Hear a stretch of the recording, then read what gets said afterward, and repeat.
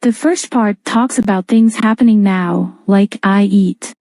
The second part shows actions in progress, like I am eating.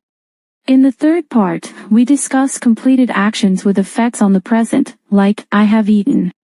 Finally, the last part discusses ongoing actions with a focus on duration, like I have been eating.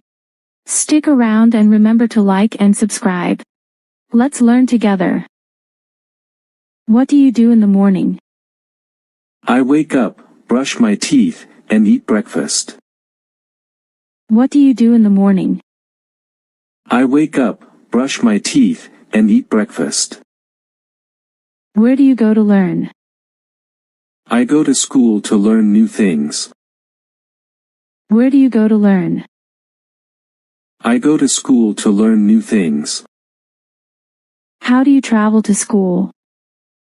I walk, ride a bike, or take the bus. How do you travel to school? I walk, ride a bike, or take the bus. What do you like to do for fun?